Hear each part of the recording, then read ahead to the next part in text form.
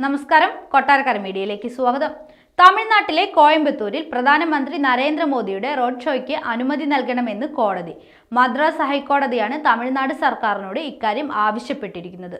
സുരക്ഷാ പ്രശ്നങ്ങൾ ചൂണ്ടിക്കാണിച്ച് പോലീസാണ് റോഡ് ഷോയ്ക്ക് അനുമതി നിഷേധിച്ചത്. ഇതേ തുടർന്ന് BJP കോടതിയെ സമീപിക്കുകയായിരുന്നു. മാർച്ച് 18-നാണ് പ്രധാനമന്ത്രിയുടെ കോയമ്പത്തൂർ സന്ദർശനവും റോഡ് ഷോയും. സുരക്ഷാ പ്രശ്നങ്ങൾ, കോയമ്പത്തൂരിന്റെ സാമുദായിക ചരിത്രം, പൊതുജനങ്ങളുടെയും വിദ്യാർത്ഥികളുടെയും അസൗകര്യം എന്നിവ ചൂണ്ടിക്കാട്ടി ആദ്യം റോഡ് ഷോയ്ക്ക് അനുമതി നിഷേധിക്കുകയായിരുന്നു. ലോക്സഭാ തെരഞ്ഞെടുപ്പിന് മുന്നോടിയായുള്ള പ്രധാനമന്ത്രി നരേന്ദ്രമോദിയുടെ ദക്ഷിണേന്ത്യൻ പര്യടനത്തിന്റെ ഭാഗമായിരുന്നു റോഡ് ഷോ. നഗരത്തിൽ 3.6 കിലോമീറ്റർ റോഡ് ഷോ നടത്താനാണ് BJP അനുമതി തേടിയത്. 1998-ലെ സ്ഫോടന പരമ്പര നടന്ന സ്ഥലങ്ങളിൽ ഒന്നായ RS പുരത്താണ് പ്രധാനമന്ത്രിയുടെ റോഡ് ഷോ അവസാനിക്കുന്നത്. മാർച്ച് 18, 19 തീയതികളിൽ പൊതുപരീക്ഷ നിശ്ചയിച്ചിട്ടുണ്ടെന്നും റോഡ് ഷോയ്ക്കായി നിർദ്ദേശിച്ച റൂട്ടിൽ ഒന്നിലധികം സ്കൂളുകൾ ഉണ്ടെന്നും അനുമതി നിഷേധിക്കാൻ കാരണമായി ചൂണ്ടിക്കാട്ടിയിരുന്നു.